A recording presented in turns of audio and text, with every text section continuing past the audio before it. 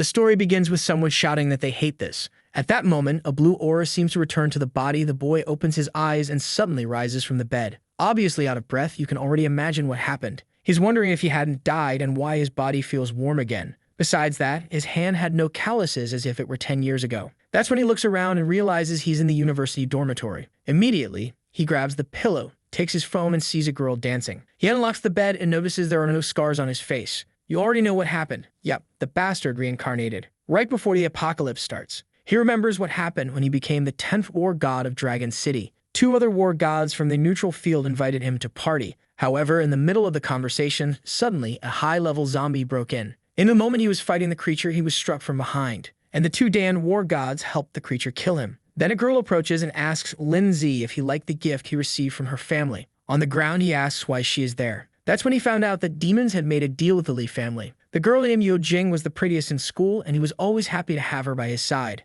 What he didn't know was that she was only with him under orders from the young master of the Lee family. They used him as much as they could, and when he started getting too strong, they finished him off. This was after he helped the Lee family become one of the 3 biggest in Dragon City. But now he's back in the present. With the combat power he had, he could easily have gotten rid of the Lee family. However, he never imagined he'd be betrayed like that. But now he's back at the moment when she was still just his girlfriend. Then he receives a message on his phone. Yo Jing says she's going to give some lessons to children, so she won't be able to celebrate his birthday with him. However, poor Lindsay already knows that at this time the only lesson she was giving was through the touch of the Lee family. On that date, he received a video gift that was unforgettable. Man, it seems our boy was a major cuckold. He says it's fine, but that first he wants to meet her in the shed behind the school because he misses her. She says she'll go because it's his birthday, but it has to be quick. He knows that the guy she's involved with, called Lai Hao, seems to want revenge against him because of things his father did long ago. On that day in the past, he had planned a lot of things to celebrate with Yo Jing. However, what he got was a video that humiliated him. But now the rascal is reborn and won't let that tragedy happen again. Outside, everyone was wondering why the sky was red. Obviously, no one suspected the apocalypse was coming. But Lindsay knows that at 7 in the evening is when it would all begin. And the people there don't know that very few of them would survive. He then heads to the school's shed. He angrily opens the door. At the back of the room is Yo Jing sitting on a chair. She says he has to be quick because she has to teach the kids. But he already pulled the blade from up his sleeve and says not to hurry as he's going to deliver a little gift now. Slowly, he starts getting closer, and she tells him to spit it out because otherwise she's leaving as she has better things to do. But suddenly, he grabs her by the throat. Now desperate, she calls him a crazy psychopath and tells him to let her go. But he says that on the 16th of March, she spent 53,000 at a modern hotel in Modu. Right after, on the 29th, she spent another 109,000 yuan. Confused, Yo Jing keeps asking what he's talking about. He continues talking about dates and amounts she's been spending. That's where she starts realizing that these hotel names all seem familiar. He then says that on the 13th of April, she spent 409,000 at the Magic Bar. That's when she realizes these were all records of the dates she met with Lai Hao.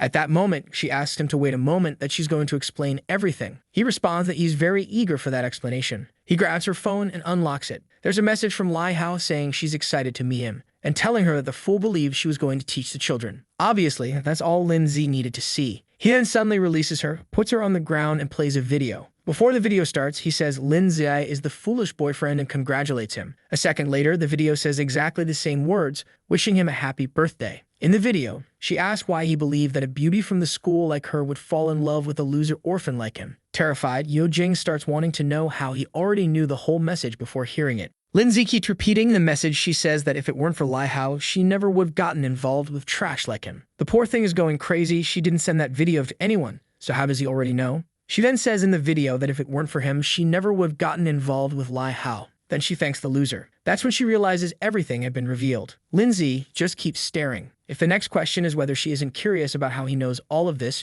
she stands still for a second and pushes his arm, telling him to go to hell. However, Lindsay says that's exactly where she belongs. And man, I thought he was going to forgive her, but the boy doesn't go easy at all. The girl turns into a bowling ball and falls to the ground like a piece of trash. With that, our guy lets out a sigh. He falls to the ground, kneeling, emotional because it took him 10 years to achieve this. He starts laughing, saying he was deceived for 10 years, but he finally did it. She had paid the price for everything she did to him. But obviously, that wasn't enough. Now it was time to kill that damned Lai Hao who's hiding in the Lee family. And that's when the famous overpowered system shows up in the apocalypse. He looks at his phone and sees it's 6:05. It was supposed to all start at 7, so why was the system already showing up? The system only says it's there to provide a better gaming experience. Some digital circles begin appearing around him, and then the system tells him to request his first ability. Not just an ability, but actually a super hack, What he receives is the absolute item drop. This makes it so that any creature he kills has a 100% chance of dropping an item. Considering that everyone else only has a 1% chance, this was clearly overpowered. While others would have to kill hundreds of zombies for everyone he killed, he gets stronger. It was so good that he even asked the system if he can trust this. The status window activates and it clearly shows his super hack is turned on. At that moment, he's already excited about how strong it is. The guy who translated this must think I'm a magician to read this stuff upside down, you bastard. But what matters is that our dear Lin Z is pumped to destroy the Lei family. The only problem is that he's just a lonely orphan, while those guys have a giant family. Not only do they have tons of soldiers, but also some secret techniques. Not to mention, he's always wanted to know exactly why the Li family hated him. The plan before was to gradually get stronger without anyone knowing and only then attack that family. But now, with these hacks, he won't have to wait so long. With that, he leaves the shed and our boy doesn't forgive his waifu. No, sir. The kid got his revenge in 2 chapters. Outside, everyone's finding the sunset beautiful, talking about how they need to make a heart and take a nice photo. Our boy laughs, saying they have no idea that soon enough they'll be eating each other and not in a good way. But the rascal is heading to the Love Hotel. He gets there, asks for an hour in a room, 3 bottles of water, and 5 buns. The guy says okay and gives him a price of $40. Our boy says to send the talented and hardworking number 3. Already in the room, he knows there are 5 minutes left for everything to start. He remembers that in his past life, this number 3 became a zombie boss. Luckily, he managed to finish her off, and that's how he began to evolve. Obviously, this is the best option, so he's going to repeat it, especially considering the system's talent. Someone at the door says number 3 wants to enter for the service. She comes in, all dangerous, saying he's handsome, so it's going to be worth it. But she stops for a second and is startled. She approaches our boy and asks why he's wearing so many clothes over his epidermis. She's not a traveler, but she already wants to explore the mountains and asks what he's waiting for. But our Sigma boy tells her to take a shower first. As soon as she leaves, he notices she has that rotten zombie smell. Before the apocalypse began, you could tell who was going to turn just by that smell. The trap approaches the door. Inside, she's telling him to stop stalling, that she knows he wants some water fun. But our boy drags it out, so she turns off the shower. Right at that moment, his phone rings, signaling it's 7 o'clock. In the same second, her body begins to be infected. Her pupils dilate and she starts getting green skin, already making those classic zombie noises. Our boy opens the door and sees her transforming. She reacts immediately and turns toward him, running to disarm him. But with 10 years of experience, he just gives 1 strike to the neck. The poor thing's head hits the floor. The system even shows the window saying she's dead. He lets out a sigh. And here comes the system, right, my boy? With that, he finally receives the welcome to the apocalypse game. Once it's activated, there's no stopping it, and he has to find a way to evolve. Zombies have excellent hearing but terrible vision. 80% of the unlucky ones instantly became zombies. To help him out, the system offers more tips. Killing creatures would help him level up, which would allow him to gain new abilities, attributes, and talents. Besides that, every creature he killed had a small chance of dropping an item of various ranks. Furthermore, all scientific advances and human weapons were going to be useless, so it was best not to even try using them. Not to mention, it would be impossible to communicate with any kind of human-made device. If you got bitten, you turn into a zombie. Moreover, it was best not to go out at night since the zombies were much stronger. The system says it's given enough tips and that they'll probably only talk again in about 7 days. The last tip the system gives is that for now, the zombies are all pretty weak, so it was good for him to take this chance to evolve a lot. Lastly, the system wishes him good luck and tells him to enjoy the game. A window then pops up for him to enter a name. Our dear Lin Z decides to use the name Jia Yi. It must have something to do with revenge from what the guy said. With that, he is congratulated for killing a zombie and receives 1 experience point and 1 gold coin. Man, wasn't that supposed to be the zone boss? Besides that, he was the first player to kill a zombie and earns the First Blood achievement. In his past life, he didn't get any of these global achievements. But in this one, he's already gotten the first. The system announced to everyone that Jia Yi was the first person in the world to kill a zombie and earn that achievement. A blonde girl named Ji Yao is shocked that she hasn't even finished reading the message and people are already killing. And another guy named Gao Ji says it's crazy that someone is faster than him. In this system, you can evolve strength, mind, physique, and agility. He's impressed by the base stats and already knows it must be because of that achievement. Besides that, the prestige stat is used so that in the future, you can get more discounts and buy different items. And the first talent also makes his first attack after midnight every day deal double damage. After going through all this system stuff, he decides to check the loot. From the first zombie, he got a meditation necklace that gives 1% more mind and 10% more recovery. His eyes light up, seeing that the 100% drop really works. It seems the hack is separate from the system, since it warns him to be careful, so the real system doesn't find out he has it. But seeing the necklace, he knows that for now, he needs to get as strong as possible. And the best place to start cleaning up is this building. He then starts walking down the hallway. Something catches his attention. There's a racket coming from one of the rooms. Slowly, he approaches, turns the handle, and inside he finds a transformed guy. Obviously, this is a zombie of a guy who went to the gym, so it's a bit stronger. But for him, it's still extremely weak. He dodges the first attack, ducks under the second, and finishes it by going straight for the throat on the third. However, even after being struck, the creature still tries to charge at him, and the guy grabs its face, but he dodges with a quick spin. With that, the second zombie was killed. However, our boy is sad that he didn't manage to kill it with just one attack.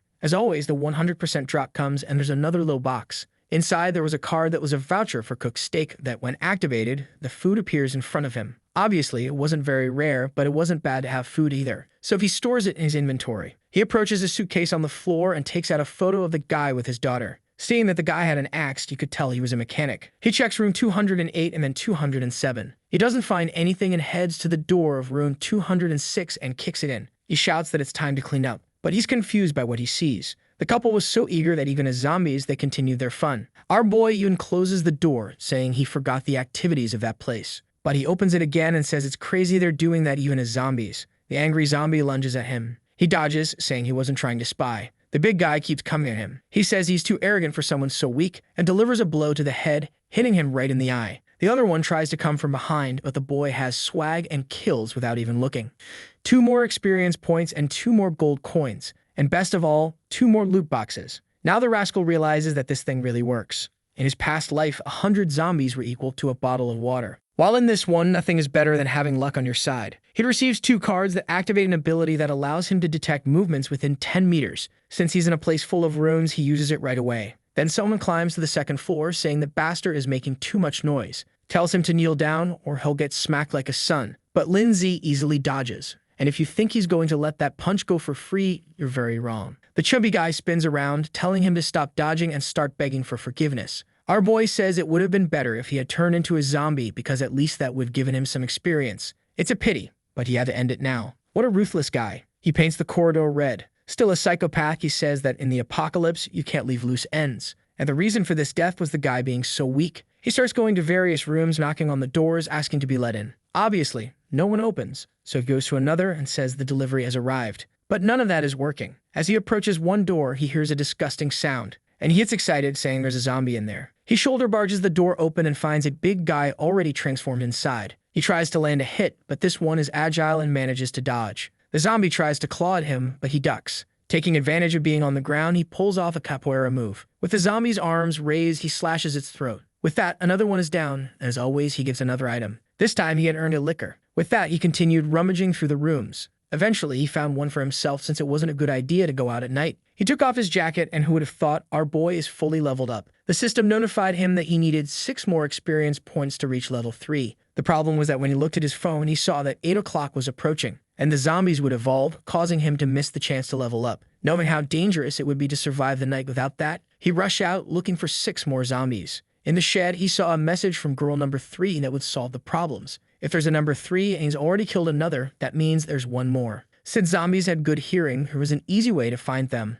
by hammering until they came to him. He then hears a sound in a room at the back. He enters, and inside, the room seemed empty. But then, from one of the vents, he starts hearing a noise, and he says it's crazy that they hid so quickly. On the stairs, there are 2 zombies trying to climb up. However, they have poor control over their bodies and end up falling off. With that, one smashes into the other like 2 idiots. Our boy feels sorry for their hard work, but for him, what mattered was something else. He quickly goes down and finishes off the girl. At that moment, another one comes from behind, but easily he turns and finishes another one. 2 more experience points, and now the problem is that his knife is starting to get dull. But look at that golden glow coming in to give him that little item for sure. He receives a horizontal cutting sword from the Tang Dynasty, as well as 2 delicious buns. The sword gave him 1 more strength point and even removed 10% of the target's defense. He knows that soon these weapons won't be worth anything, but for now it's great to have something like that. More water is stored in his inventory. 10 minutes remain before the real madness began. With no other choice, he had to take a risk on the streets. As soon as he opened the door, he found some poor sap who was about to be sent to the afterlife. The zombies noticed him right away and started running toward the hotel.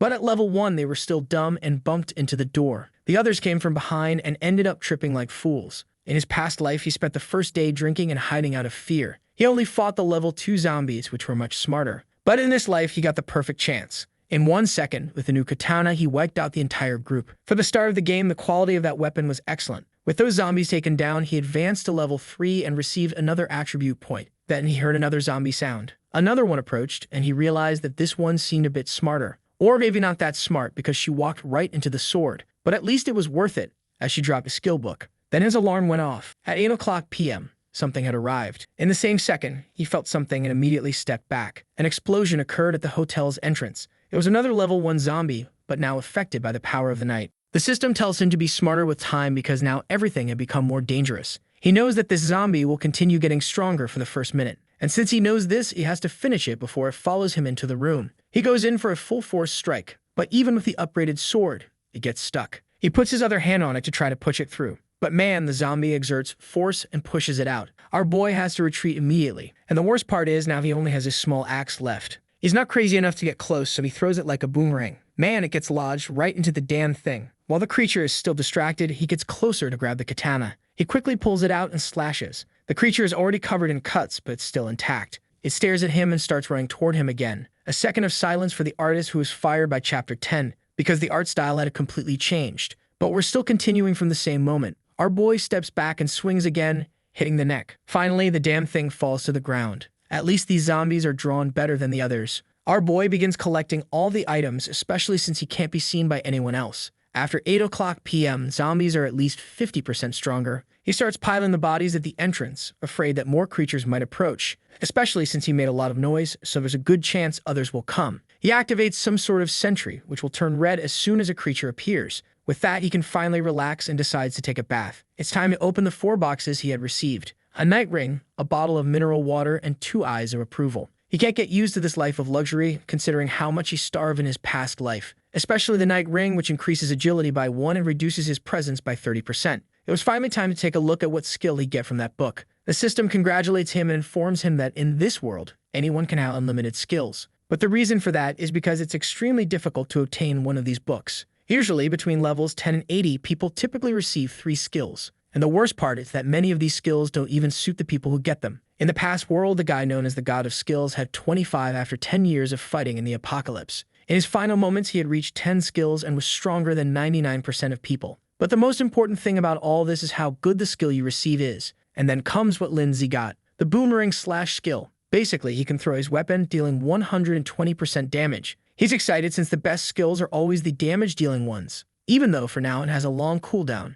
As his mind attribute increases, that will decrease. The system asks if he wants to learn the skill. Obviously, he accepts immediately, and he decides to test the skill. But as soon as he stands up, his stomach growls. It's better to eat something first. Luckily, his inventory is full of options, so he eats, saying that this food tastes like something from a 5-star restaurant. Look at the boy organizing everything. The table is even clean. Looking at the moon, he knows that in this life he's going to have to do things differently, or he'll fail again. He opens the system and grabs a pen. On a sheet of paper, he writes Warrior and Mage. The difference between the classes is that when you level up, the points go to different stats. For example, a mage, every time they level up, gains 2 mind attributes. Additionally, there are secret professions like Ghost, which 1 in 100 people usually receive. In the past life, without much knowledge, he managed to get it, so it probably won't be that hard this time. And in this world, you usually activate the profession system when you reach level 10. The Ghost profession specializes in assassination and adds points to strength and agility. He begins writing down all the classes he remembers from the people who became war gods.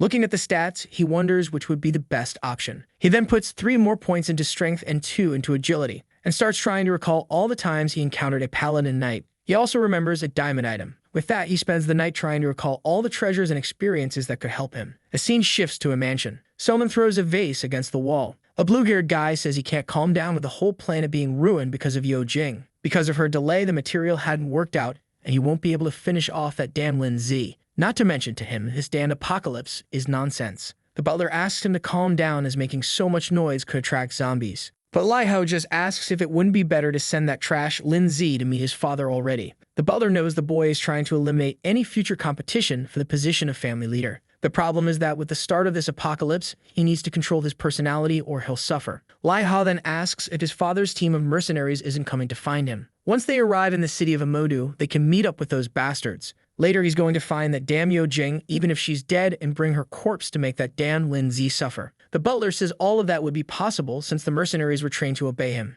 Imagining the scene, he gets all excited. Meanwhile, our boy is coughing. Already prepared, he jumps out of the hotel. Outside, as expected, it's full of zombies. But in daylight, they're still much weaker. He draws the katana and uses boomerang slash. This way, He kills several creatures in the city until he finally reaches level 4. For that bunch of level 1 zombies, it was all too easy for him. Not to mention the combination of the skill and that sword was perfect. The only problem is always the high cooldown, which is making him waste a lot of time. He then decides it's time to do the most important thing. Obviously, opening all the boxes he had received. In one of them, there was an attribute item. Actually, this story is crazy because what it contained was a bronze item that upgrades equipment. Lindsay gets excited, saying this is useful. He immediately uses the item on his sword. With that, it becomes a Tang Sword +1. Now instead of ignoring 10% of defense, it ignores 15%. The points he earned immediately go into strength, and in a nearby box, the system congratulates him for winning a hidden mask. It allows him to hide his level and basic information for 30 minutes and can be used twice a day.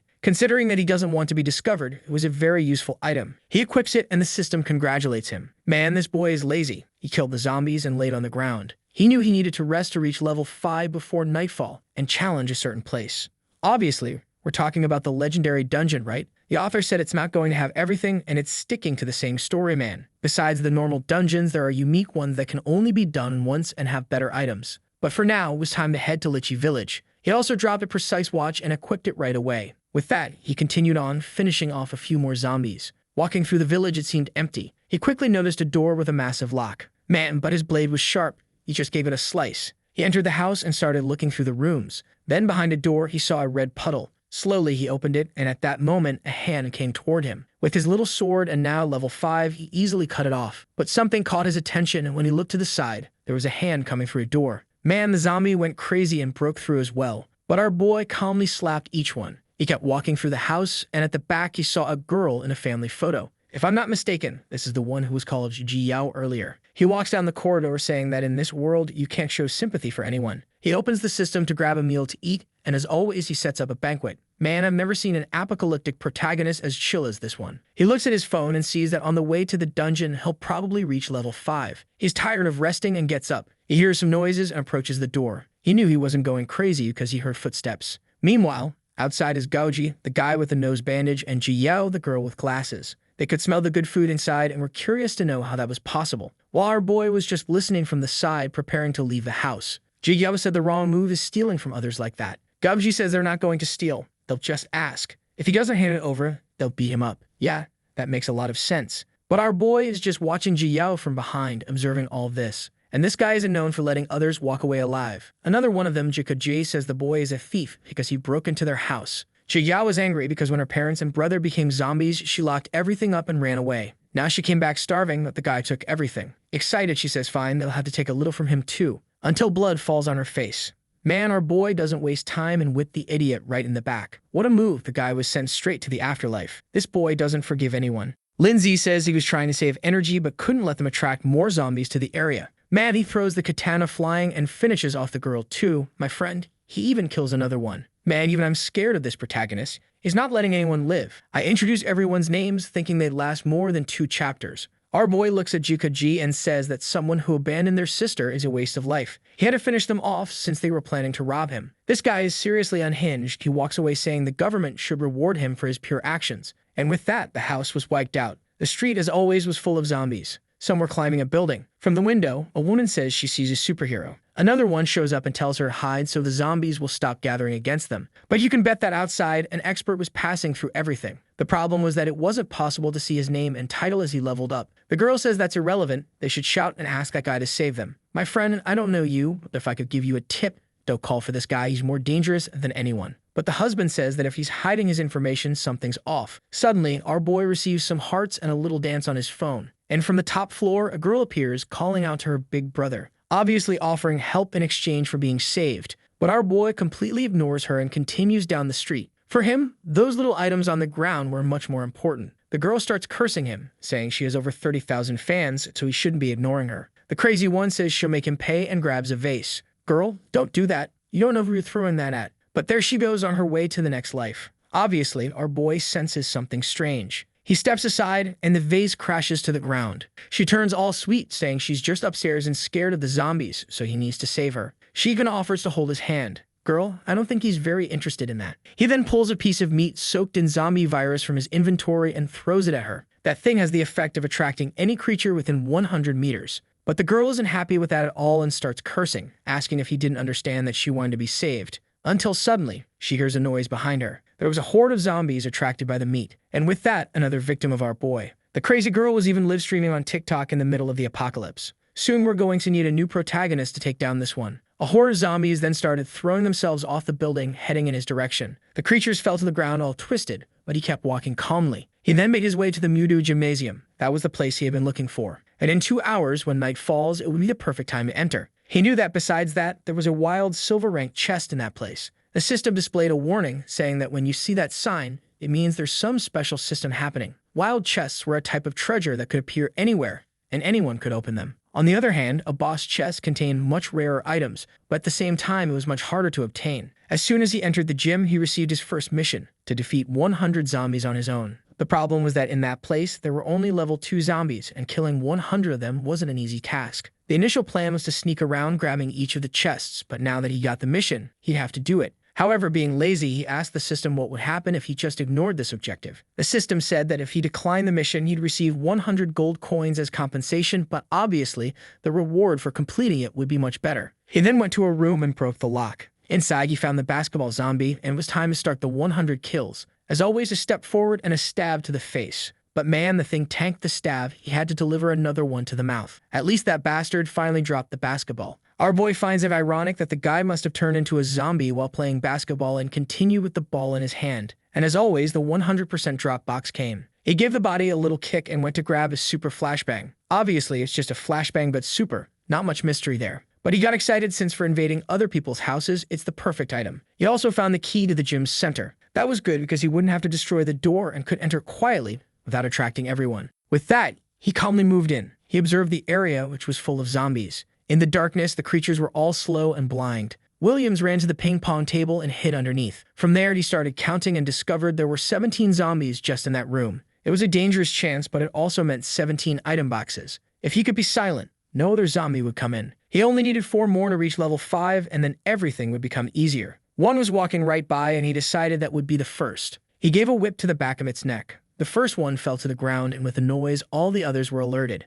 They immediately turned toward Lin Zi. Now the horde was rushing toward the boy, but the rascal was under the ping-pong table, chilling. They came closer, and he whipped 3 of them in the legs. The boy jumped out from under the ping-pong table with a maneuver. Not sure why he did all that swag, but he landed right behind them. He dashed forward and finished another one. With that, he completed 4 zombies and advanced to level 5. Now he needed 100 experience points to level up. Knowing he was in a tight space, he'd need more agility. He placed the point and climbed onto the table. With that, all the zombies started heading toward him. But since they were dumb, they got stuck at the edge, and it was easy for him to whip them in the face. Meanwhile, someone was watching from behind the door. A guy in a red shirt and bandana said he was an unlucky guy. Man, I agree with you, and if I could give you a tip, it would be to run away from here. The biggest danger has arrived. But the crazy guy was excited, thinking that a person who kills so many zombies must have a lot of resources. His plan was to wait for our boy to die so he could take everything, but that wasn't happening. The number of zombies was decreasing, and the blonde guy realized he'd have to help our boy die. He'd do the great favor of bringing more zombies to help send him to the afterlife. At that moment,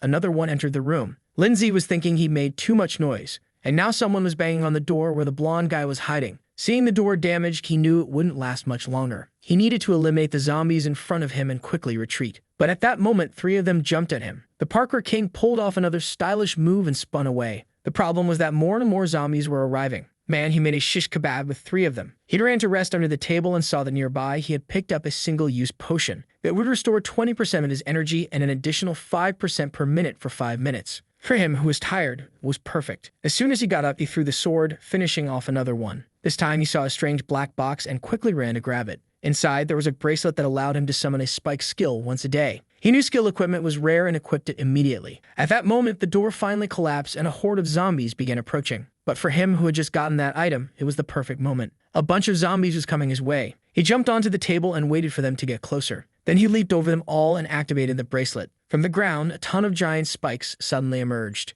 and he said that now the game had really begun. Several spikes kept shooting out of the ground, taking down the zombies. That ability was as powerful as a level 20 mage's. More zombies came from behind, but the spikes easily finished them off. It looked like that thing was going to keep killing, and he didn't need to do anything. He received a bunch of items and experience, and the ability went into cooldown. The system explained it would take 24 hours to use it again, but he could also use mental energy to strengthen it. And as always, it was the best time of day to collect all the boxes. He found a Fortnite bazooka that allowed him to throw any object 30 meters away, as well as boots that increased movement speed by 20% for 10 seconds. The number of attributes he had was greater than someone who had already unlocked a class. This meant that at this rate, he had at least double the status points of most people. Another wave of zombies started approaching. He loaded that piece of meat soaked in zombie virus into the bazooka, fired it, and it drew all the creatures' attention. They moved to the corner of the room and he activated the boot's ability, easily leaving the fools behind. Sometime later, he was sitting on the stairs, exhausted. There was only 1 hour left until 8 p.m., and he knew how dangerous this place would become. First, this lazy madman needed to find a place to rest. He kept walking down the corridors using the master key he had received.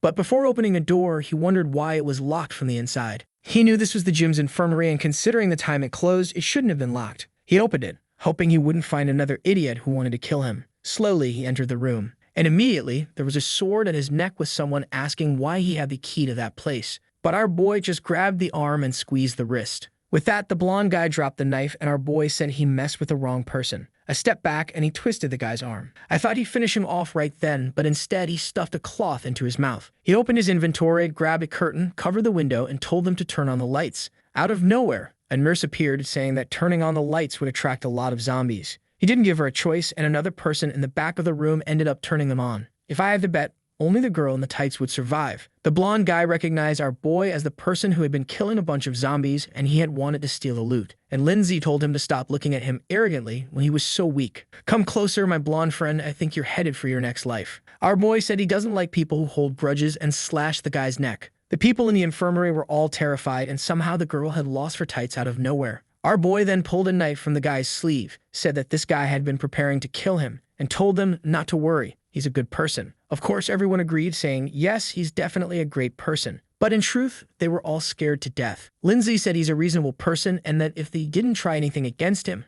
he wouldn't kill anyone. Then someone stepped forward. Could it be that our boy finally gained some company, or will there be another strike and another victim? The girl put her tights back on, came forward, and said everyone saw that the boy deserved it. She asked the others, and they agreed, saying, yes, of course, he deserved it. Lindsay smiled, saying it was good to know everyone agreed with him. He realized he was much more tired than he had been in the morning. As a good lazy person, he told everyone to clean the room because he wanted to rest. Obviously, no one was going to go against the boy. He wrapped the blonde guy up and buried him in the ground. Our boy was just watching the queen of the tights, saying he had seen her somewhere before. She was still at level 0, and her name was Zhang Yexu. When he saw the name, he seemed to recognize it. In the past life, when he was down and out, she had already received a legendary profession known as the God Doctor. All messed up, he had told her he'd do anything if she could heal his wounds. But she warned him that the wound on his face involved the soul and couldn't be treated. Every time he was messed up, he found her and asked for treatment. Her weakness was that even though her profession was really good, it made her nothing more than a tool for others. She remembers that in the future, she ended up becoming a very different person than she is now. Maybe it was fate that brought them together again. Suddenly, they heard a sound coming from the air outside the door. Everyone armed themselves, watching to see what would appear, while Lindsay was calmly looking at his watch. Then he pulled out 3 cards and placed a feast on the table. Man, he started eating. Obviously, everyone in that room had been starving for a day and was drooling. Yexu swallowed hard, asked where he got that food, and if they could have a little. Our boy smiled, saying it looked like she had fallen into his trap. He said that to get a little of that, she'd have to help him. Everyone was still excited, but the queen of the tights said to just tell her what he wanted. While she was already afraid, he asked for exactly what you're thinking. He showed her a paper and said he wanted all the medicines listed there. Slightly excited, she asks if he really just wants that. He says yes, unless she's looking to offer something more. She says obviously not, and she's going to collect everything now. The 2 guys were mechanics, and he quickly gives them a list of things he wants them to produce by 6 a.m. tomorrow. He hands over the items they'll need and tells them that what they'll receive in food will depend on what they produce. Obviously, he needed to be cautious, so he activates the watchful eye. The guy's inventory was packed with items. He still had 22 days worth of experience to reach level 6.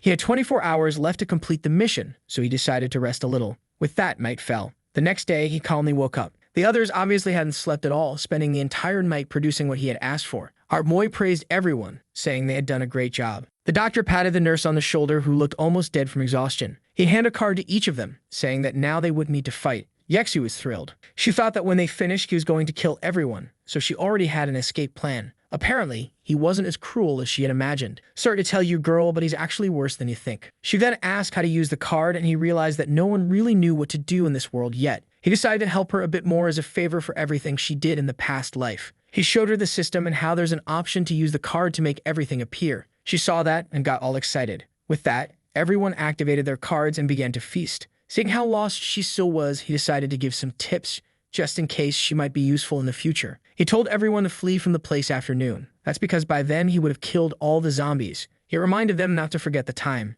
Yexu told him to be careful since there were a lot of zombies outside. However, he said she should worry a little more about herself. When he stepped outside, indeed, it was full of zombies, and there was a horde nearby. But after a whole night of rest, he was ready. He struck the first zombie, and it dropped a fishing rod. He didn't let the body hit the ground, trying to attract as few zombies as possible. And with that, he started cleaning up the corridor. It didn't take long before he was heading toward the door. He opened the list and wondered how the zombies were pulling this off while being dead. The poor zombie was just chilling in the bathroom. But as soon as our boy approached, it turned and started running. However, with its pants down, it fell to the ground like an idiot. Lindsay finished off another one. He had to be careful because in the gym, people had more trained bodies, so it was common for them to also be stronger. He then saw the women's restroom. He approached cautiously, worried there might be someone alive in there. Then he snapped back to reality, thinking it's the apocalypse and it didn't matter if he liked the women's restroom or not anymore. He slowly started entering. He didn't find anyone at first and began checking each stall, until in one he heard the sound of two creatures. When he opened it, he saw that the romance had continued even after death. It was a shame, but he had to end that connection. They sensed the attack but easily missed. There was a bottle on the ground and once again, they tripped over it. With that, he finished off another two. This guy isn't quite right in the head. He even started taking pictures of the couple. He strangely seemed to recognize them. It seems that in the past life, they always hunted together and had a kind of synergy that made them unbeatable. But it was a shame that this time they died on the third day without accomplishing anything. As always, it was time to check the loot box. It was a fusion card that allowed him to combine two items to create a new one, possibly even upgrading to silver rank. He then looked back and saw a strange light coming from one of the stalls. He approached it and saw a chest floating above a pentagram. That was the wild chest, and he would need to stay there for 30 seconds to open it. He waited for a bit, and a green apple appeared. He started praying that it would be some kind of strength or agility item. He checked the description, and the item increased his physique stat by 2 attribute points, which was basically health. He would have preferred agility, but at least it wasn't that bad. He washed the apple and ate it right away, excited that in this life he's eating much better than in the past. He left the restroom thinking that this place was giving him a lot of good stuff. Outside, he encountered another crowd. Man, this time he really saw the whole crowd. He moved to a corner to avoid attracting all the zombies at once. As soon as 2 of them approached, he whipped them in the neck. 2 more came and they went down too. Man, this kid is making it rain with these creatures. He's spending all the resources he gets on strength. Inside a box, he found a lion bracelet. It gave a 10% chance to intimidate a person for 1 second, causing their movements to freeze. The system then showed all the equipment slots and explained what could go into each one. He immediately equipped the lion bracelet. Slowly, he resumed walking through the gym, casually sipping a juice. That's when he opened a room full of zombies or maybe dead doctors. I'm not sure. He comes to the conclusion that based on the injuries and the way the disaster was caused, it could only have been a zombie boss. A type of creature much stronger than others of the same level, and one that usually feeds on humans. In the absence of humans, it even feeds on other zombies. The stronger the creature, the easier it is for it to become a zombie. That's why out of a trillion mosquitoes, only one turns into a zombie. And usually, mutated animals also hunt zombies. Then he notices something. Based on the numerous cuts on the body, it seemed like a zombie cat had done this.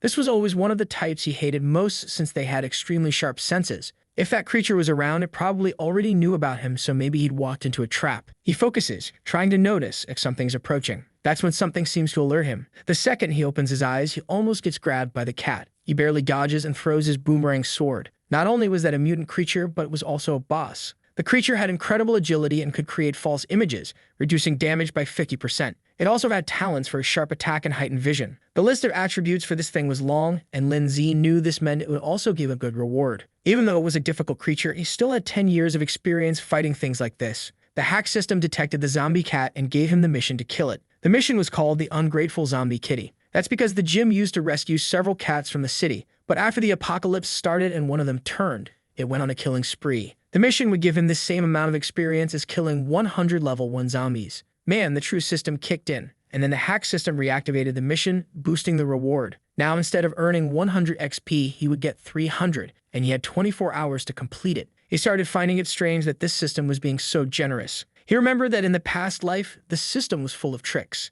It always promised things would be easy, but when he got there, it was an invincible creature. At first, a 1% item drop chance didn't seem so unfair, but when people started forming groups, everyone realized the rewards weren't enough. However, he, on the other hand, was getting extremely good missions compared to normal. Obviously, he accepted it. He had 24 hours to kill this ungrateful cat. which was calmly licking its paw. He knew this animal was a counterattack specialist, so he couldn't just charge in. So he sat down, pulled out his phone, and started reading a manhwa. When he laughed, the cat lost its temper, stood up, and jumped at him. At the same moment, Lindsay also stood up and jumped back, dodging the attack. He transformed his phone into a katana, and the cat retreated. But then it came at him again. Once again, he dodged and found an opening to strike its back. But the cat smiled, saying that although he was clever, he never imagined it already knew his moves. It dodged again, but our boy found a chance to cut its claws. Immediately, the cat said it wouldn't forgive him for hurting it like that. But our boy just said that without claws, it couldn't win. Suddenly, the cat activated an eye ability. Our boy knew that would pull him into an illusion. He found himself in another world with a giant cat full of limbs on its face. But for him, who had lived 10 years in an apocalypse, this was nothing. The cat was confused that the boy wasn't scared. Our boy slashed its eye, breaking the illusion. At that moment, the creature tried to flee. But of course, he wasn't going to let it escape. He threw his boomerang sword, whipping it in the neck, and the boss was killed. Immediately, he completed the mission, gained a ton of experience, leveled up, and even earned an achievement. Everyone in the city was trying to figure out who this guy was, receiving announcements all the time. The author thinks it's cool to have a girl saying she wants to marry him, even though she doesn't know who this crazy guy is. Another person says they prefer to stay anonymous. Meanwhile, someone drinking wine knows that the name means he's probably from Dragon City, and having an expert like him in their group would drastically increase their survival chances. All this commotion was because everyone found out he killed that beast. He knew that the more attention he attracted, the more he would have to hide. Suddenly, he pulled up a chair and sat down. Obviously, the lazy guy needed to rest a bit after the fight. He was impressed he managed to win without getting too injured, but you have to be more careful. For killing the first boss, he earned 1,000 prestige points and 1,000 gold. At that moment, he had a total of 2,000 prestige, 5,000 gold, and 4 attribute points to spend. The Bronze Lament title gave him +2 in all attributes, and reduced the resistance of all other creatures by 5%. However, to equip that, he'd have to give up the first kill title. Since it gave more attributes, he ended up switching and wondered how strong he would be when he changed professions. Half an hour passed. The boy was so lazy that he rested before going to claim the chest. Inside it, he found a zombie kitty horn. When blown, it allowed him to summon a zombie cat to help him for 30 minutes every 48 hours. The good part was that the cat would have 60% of his protagonist's strength, and everything it killed would count for him. The only downside was that the kitty wouldn't have the 100% drop rate. But for him, who was walking around alone, having a companion to distract the creatures would be perfect. Of course, he knew that the claws, eyes, skin, and everything else from that cat could be used to make good items. So he tossed the carcass into his inventory. A while later, he headed to the warehouse because he remembered that's where the silver chest was. However, when he opened it, he was horrified. It was full of skulls and some eyes scattered on the floor. It seemed like the zombie cat was the one who had done all that. Only in the apocalypse could there be a creature that collected everyone's eyes. He knew that this little thing liked to hoard, so he started looking around to see if he could find more treasure. He spotted a dumbbell stuck on a treadmill and wondered if that was the cat's toy. Besides that amazing innovation, there wasn't much else in the room. The only thing left to check was what was under that white sheet. And to no one's surprise, there was the silver chest that should have been in that room anyway. He gained 20 prestige points for finding it, but it would take 60 seconds to open. I don't know why they put a timer on it when they always managed to open it on time. Inside, he found a white cloak and a skill book. The book granted him the double slash ability, which caused an explosion dealing 70% of his attributes. The tricky part was that you needed to land both hits, but he was confident in that. Immediately, he learned the skill, and out of the 5 skills he could equip, he now had 2. He also received the white winged cloak, which allowed him to glide once every 20 minutes. Look at his inventory, already getting fully equipped. However, the design of this thing is awful. It looks like a half-plucked chicken. He said the plan was just to kill Lai Hao and leave the rest of the family alone. But why do that when he could send everyone to hell? Yeah, my friend, this boy isn't exactly a good guy. Now the only thing left in that place was to complete the mission of killing 100 creatures. He entered a room and closed the door. He knocked on the wood and all the zombies turned toward him. He activated the chicken cloak effect, saying he was eager to test it out. He jumped in front of the zombies and the boy took off. He swooped down like Michael Phelps in a dive, landing a hit on their heads. He gained momentum, gliding to the other side while looking stylish. Man, this gliding is more like flying. He's just hanging there in the air. Then he said it was time to test out the new ability. He pointed at the zombie and unleashed a slash in its direction. 2 zombies were instantly taken down. And man, that ability really caused an explosion. Even he was surprised by the mess he made. His endless glide finally ended, and he had to land to avoid being thrown far. He was impressed that the zombie resisted much more than he expected. This ability had the same speed as the boomerang, but it was way more destructive. Now that he finished his experiments, it was time to start taking things seriously. We saw a bunch of notifications of him receiving gold. He kept clearing the entire gym, farming the whole place. In no time, there were piles of zombie corpses. But he started to realize his luck was running out, as the poor guy was only receiving resources. He was so lazy that he decided to pick up the boxes after everything was done. Even to receive the system's rewards, he sat down in a chair. He was going to receive a hack and new equipment. He asked for the equipment first to save the best for last. The system started announcing that a bronze-ranked item was being created. What he got was a blood absorption ring, which turned 5% of the damage he dealt into life restored to him. He quickly realized that now, against low-level creatures,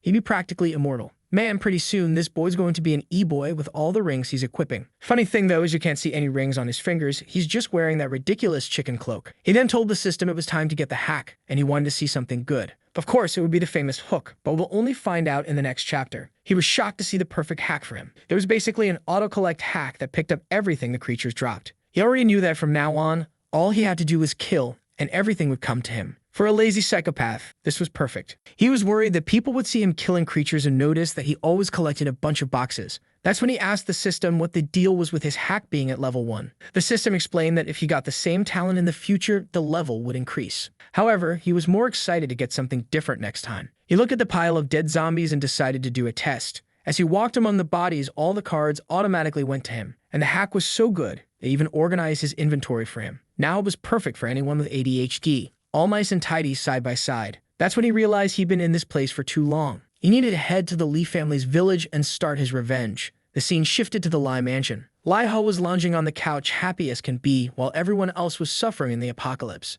But suddenly, he glanced at the clock. He got up and slapped the first person he saw, demanding to know where those 2 idiots had gone and why they hadn't arrived yet. The butler explained that the 2 guards being sent to him had encountered a horde of creatures at the university and would be delayed. Lee Ho was furious with those damn zombies for ruining all of his plans, even more considering that he killed one of those zombies and didn't get any experience. What he did was ask the bodyguards to leave some zombies almost dead, just so he could deliver the final blow, but he wasn't sure why he received so little XP. That's when they heard a sound nearby. Someone had arrived at the door. Props to the forgetful artist who suddenly changed the kid's hair from blue to blonde after 30 chapters. He asked Rong, standing in front of him, if she had found the damn girl and that orphan. Rong replied that they found the girl, but the boy had already disappeared. The blonde told him to bring her in because he wanted to scold her for hiding. But Rong threw the suitcase on the ground and said she was already dead, and that she was inside. The blonde's face changed instantly, looking horrified. Rong explained that they found her body in the warehouse behind the school, and next to it was a man's bloody clothing. He also noted that she seemed to have been tortured in all the most painful places before she died.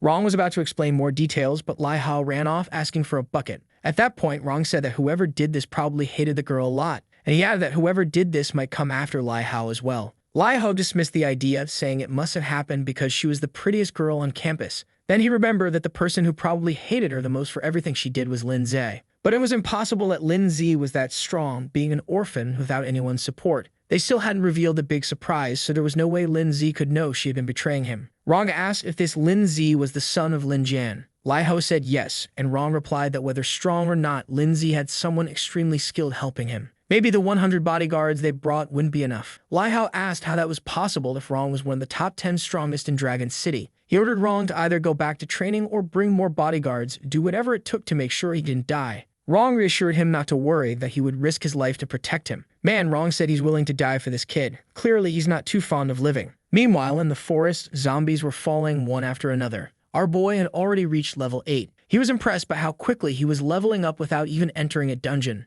And now he was standing face to face with Lee Ho's mansion, eager to settle the score with the bastard. At the mansion, troops were patrolling everywhere. Our boy was expertly hidden up in a tree. He climbed down, crossed the lawn, and pressed his secret lever. With that, a passage that few knew about opened up. Even with so many guards in this place, they didn't stand a chance against someone who knew everything. As he got closer to the house, he observed in hiding. He quickly recognized the group as part of the mercenary guild. In his past life, this was the group Lee Ho trusted most and the one he hated the most. It's a shame that he had been watching this family for a long time. So far, the troops seemed well organized and he hadn't found any weaknesses. But then something caught his attention. He recognized that man as the infamous Rong Zhang. In his past life, this guy became a war god and was always the leader of the mercenaries. Eventually, Lee Ho ordered this guy to hunt him down. Many times, he found himself surrounded. Rong was definitely one of the worst enemies he faced. However, he had escaped Rong so many times that the guy even earned the title of the Disgraced. It was probably fate that they met again like this. At that moment, Rong sensed something. He turned around and our boy barely managed to hide.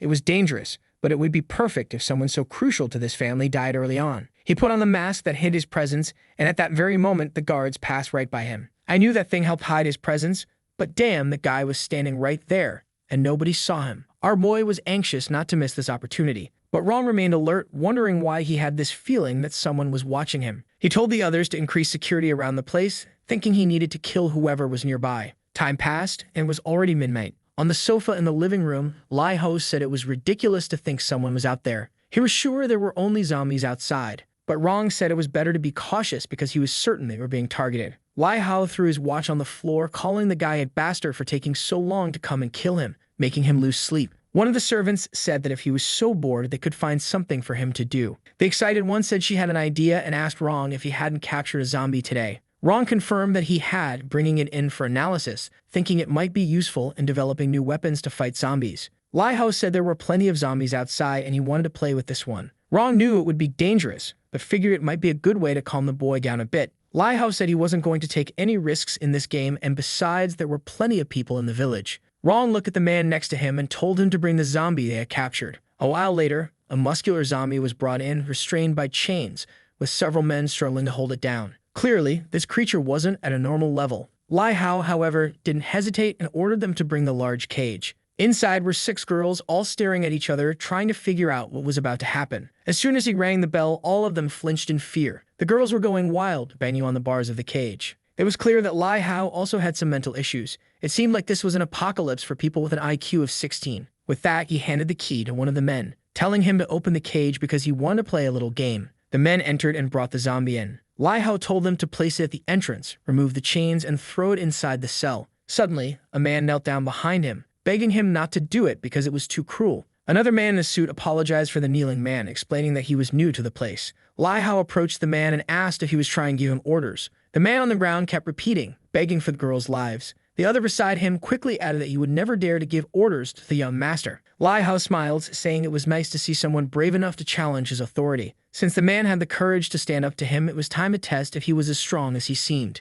He then ordered a few men to suppress him. One of them stepped forward to punch the guy in the face, but the man easily blocked the first hit. Lai Hao watched with interest, finding this situation amusing. Still on his knees, the man twisted the attacker's arm, causing him to wince in pain. The old man was impressed that this kneeling guy was stronger than the bully, but of course, now he wanted to end the man's life for embarrassing him. He called 2 more men over to help him. The younger ones wondered why he was wasting time on this boy who had lost his abilities. Punches flew back and forth, and finally the poor guy was immobilized. Now he was taking a beating, with punches landing squarely on his face. The guy turned into a punching bag. However, Lai Hao ordered them not to kill him. Since he wanted to protect these girls, it would be perfect for him to watch them all die. The poor girls stood there, frozen, not doing anything, and the men started releasing the zombie. Man, they were really going to throw the beast in there. What a cruel world. The zombie wasted no time and was on the first girl's neck in seconds. The poor guy outside was just crying. He seemed to have lost the will to live. Lai Hao mocked him, saying that if he was so strong, he should go in and save the girls.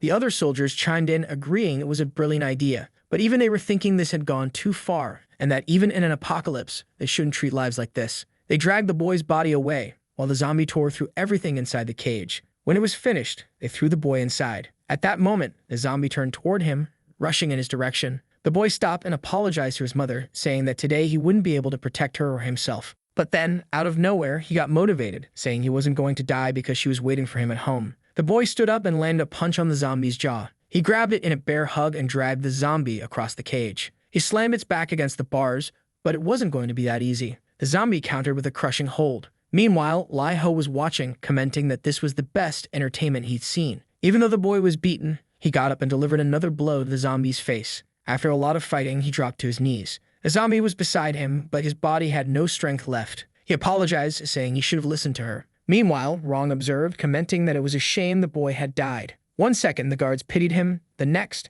they complained he had died too quickly. But if he died quickly, he was about to come back. At that moment, he woke up as a zombie. Outside, Lindsay saw that his chance had finally come. As soon as he spotted someone who looked like him, he finished him off. He put on the clothes and headed for the door. People asked why Joe was there. He simply said he saw someone sleeping and came to remind him to get back to work. 2 men approached from behind. One of them commented that they had been patrolling for over a day without sleep, and our boy remarked that they were being treated like cannon fodder. Then the round-headed guy asked if Jia didn't seem a little taller than usual. A second later, Lindsay knocked them both out, leaving them kissing the pavement. Calmly, he walked through the mansion. No one there had a high enough level to stand a chance against him. However, one of them managed to fire a flare into the air, but our boy threw a knife, intercepting it mid-flight. It was a shame for these guys, but he knew exactly how they operated. The system announced the security had been defeated and that the path of revenge had begun. The mission was titled Jia's Revenge, and no one could leave alive after provoking the user. He had to kill all 269 people inside that village. He would receive another normal level hack and a bronze equipment item. Our boy immediately accepted, saying that now he had even more reason to kill Lai Hao. The mission then appeared, stating that a revenge barrier had been activated. Basically, if anyone left this place, he would be able to track them for an entire month. He got excited because this meant no one would escape, no matter where they went. However, the moment he accepted the mission,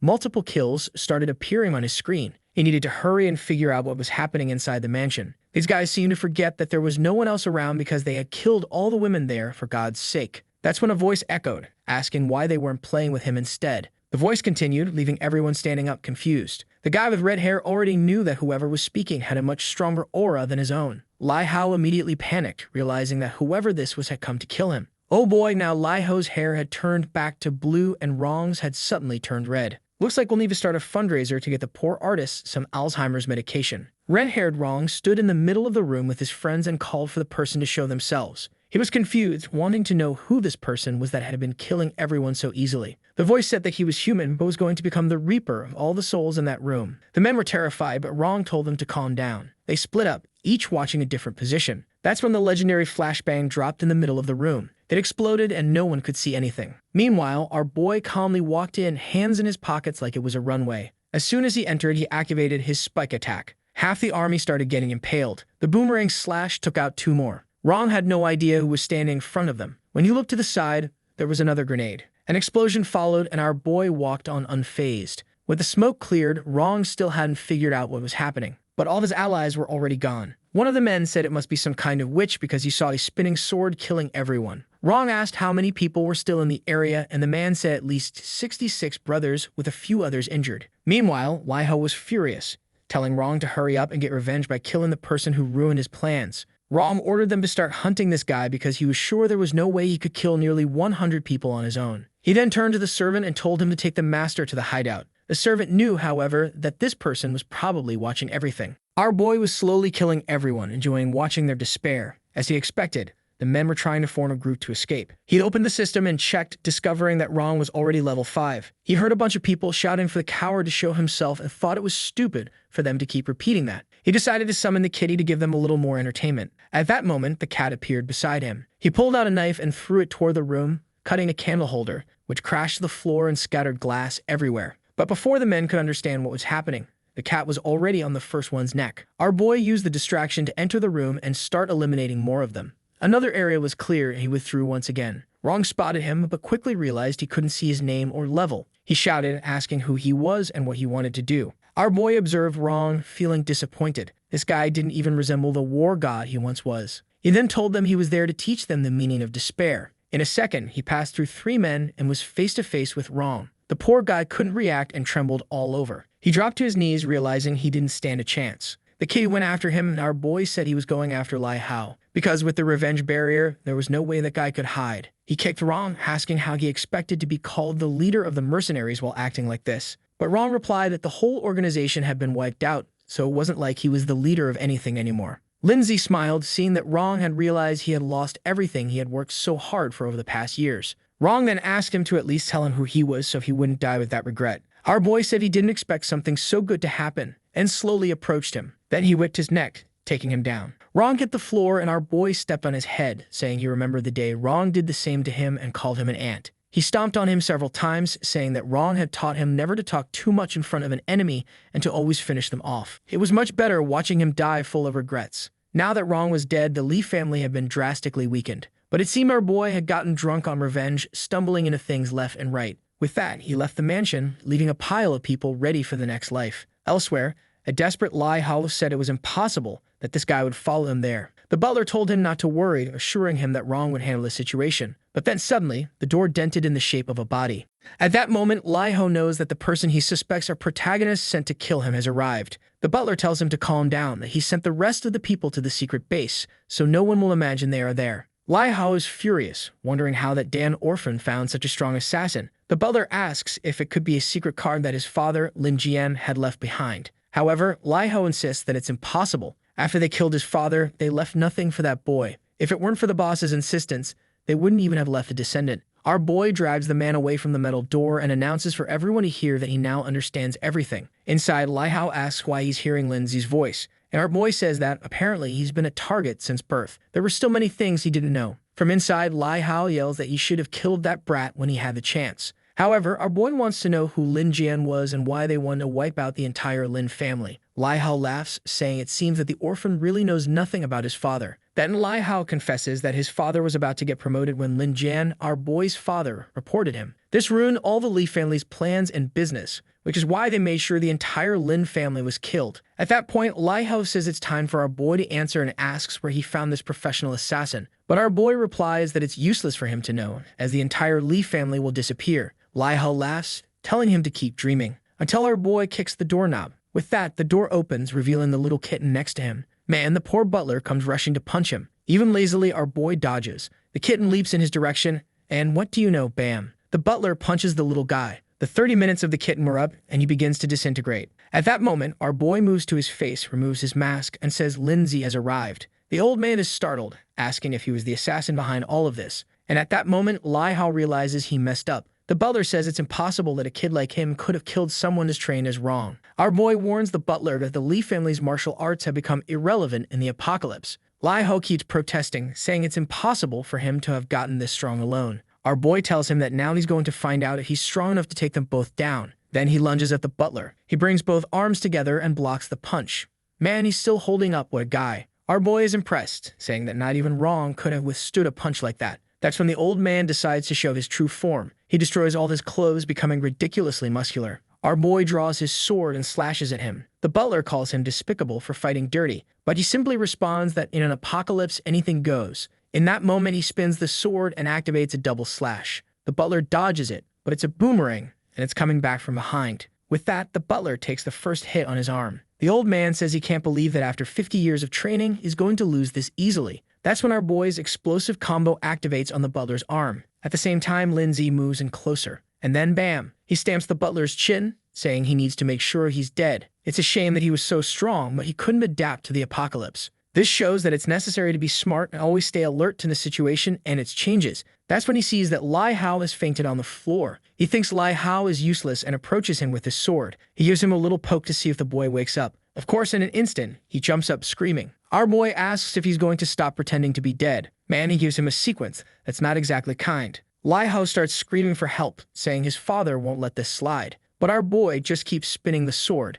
Lai Hao begins to beg him to finish him off quickly. Lindsay tells him not to worry, he won't forget to do that. He then pulls out a blunt knife that can't cut properly and gives the first strike to Lai Hao's thighs. Our boy apologizes, saying that unfortunately this apocalypse is full of bad weapons. But sooner or later he would get it right, he promised. And then he strikes again. Our boy says it's a shame Lai Hao will never feel even 1% of what he suffered for 10 years. Confused, Lai Hao asks what he means by 10 years, considering he only started messing with our boy 3 years ago and thinking about ending him. Our boy tells him to stop with the stories, because it's time for some fun. He gives him a lash here, then another one there. For each strike, he gives a reason or a feeling he had experienced over the past 10 years. One on the chest for killing the family he never even got to know. Then he says he's tired of giving reasons, and from now on, it's just because it makes him happy. He goes into his inventory and pulls out a very peculiar item, and it's unclear what he plans to do with it. Lai Hao asks what he's planning. Our boy says that it was Lai Hao himself who came up with this method. Shocked, Lai Hao says he's thought of something like that, but never told anyone. Lindsay keeps making him suffer for a long time. A few hours pass, and Lai Hao is completely messed up. Our boy says he can't die that easily, that it's not even 1% of what he used to do to others. However, looking at the situation, our boy no longer has any interest in killing someone so weak. Still, he gives him a few pokes to see if he's pretending, until Lai Hao's body collapses and he says that now he's finally reached his limit. Our boy walks away and activates the double explosion slash. The kid even had to leave the room to grab an umbrella. Outside, the full moon is high in the sky, and our boy says the Li family's life wasn't so bad after all. At that moment, the system alerts him that he's activated the Vengeful Heart talent. Saying it was easy, he says, was the hardest thing so far, you bastard. The system explains that skills are learned through books, but talents can only be activated when a person goes through certain experiences. The Vengeful Heart talent makes him stronger, and the more he hates the person he's facing, the stronger he becomes. Our boy is impressed, noting that it increases his strength by 20%, and it's only a level 1 talent, so maybe it can grow even more. For eliminating the entire Li family, he'll receive a new hack and a bronze-level piece of equipment. He opens the chest, curious to see what he gets, and in the cutest way, he receives a magical girl's wand. The problem is that it's an item exclusive to the magic class, so you already know that soon some girl will show up for our boy to help. He says it's useless to him, so for now, he just stores it in his inventory and will try to sell it later. Looking at his list, this auto-loot hack proves to be very useful. The truth is that in the apocalypse, when you kill someone, their inventory disappears and you can only steal what's equipped. That's why in the future, it was better to enslave people rather than kill them, since you could collect far more items over time. One of the items he stole in all this chaos was a purification necklace. It adds one more stat and can remove a negative status every 12 hours. It's weaker than the meditation one, but it will be more crucial in a fight, so he decides to equip it. Now it's time for what really matters. He tells the system to reveal the new hack he'll receive. Man, even a loading bar appears. The ability he receives is absolute enslavement. It allows him to turn a zombie into a slave that will do anything to protect his life. In the 10 years of his previous life, Lindsay doesn't even remember seeing anyone with such power. He pinches his own face, saying he really must be dreaming. Moreover, it seems like he gets an idea upon realizing the zombie can be completely loyal. That means he won't have to do so much dirty work anymore. He was looking forward to living a solitary life, but since he can have someone nearby who will obey everything and die for him, there's no reason to refuse. Not to mention, it's hard to imagine how strong this talent would become if it levels up. The system explains that the more zombies he enslaves, the more he can control. Our boy already imagines himself with an army invading the city. However, he knows this isn't realistic for now. The best idea is to find one of the zombies that will become a zombie king in the future, as those have potential. The problem is not knowing if they'll have the same opportunity by becoming his slave. But for now, it's time to check out the Lee family vault because he knows the Lee family is famous for its treasures. The problem is that when he enters, it's full of millionaire things that have no value in this world anymore. Strangely, he decides to spend the money on the paintings because he knows they'll be of some use. After taking what he thinks is useful and destroying the rest, he leaves singing. It was nighttime and the zombies would be more dangerous, so there was no reason not to spend some time in the luxurious villa. However, what he doesn't know is that in the room he's entering, there's a zombie standing in the middle. What's strange is that, in theory, he killed all the people in that village, but then he finds that poor zombie that died in total suffering. The zombie's attributes were enhanced because it was nighttime, but it had an epic rank talent that would increase its power as it leveled up. Our boy, seeing the stats, already knows it's a good target to use the new enslavement talent. What's strange is that the creature is just standing there doing nothing. Lindsay even finds it odd and tells the guy that he's a zombie, asking if he's not going to bite him. But seeing that the zombie has a mind stat of 3, he assumes the guy must have been pretty dumb as a human or something. He asks the system if he can really enslave that zombie since it has a lot of stats. The system says yes, as it still has fewer stats than our boy. Wow, he gets thoughtful. That mind level is very low, but with no choice and wanting to get stronger quickly, he tells the system that he wants to enslave that monster. The screen pops up and he clicks yes. Suddenly, a red energy begins to surround the creature. However, he notices that the zombie seems to be resisting somehow. He's startled, and out of nowhere, he sees the zombie calmly scratching its head. Then a window appears, asking him to give the creature a name. Man, what cruel guy. Since it's tall and strong, he names it Big Idiot. The system congratulates him for successfully enslaving Big Idiot. Another attribute window appears for Big Idiot, and man, it has everything a person has. However, the system warns that he can't gain prestige or use an inventory. Our boy then tells Big Idiot to show his strength, since he imagines that the cage can't hold him. At that moment, Big Idiot grabs the iron bars and begins to create an opening. In a second, he's outside and man running toward Lindsay. But out of nowhere, he stops, and apparently, he was just playing around, leaving our boy looking like a fool. Instantly, our boy starts equipping some leftover items. What's strange is that now the system message says that the zombie no longer has might attributes.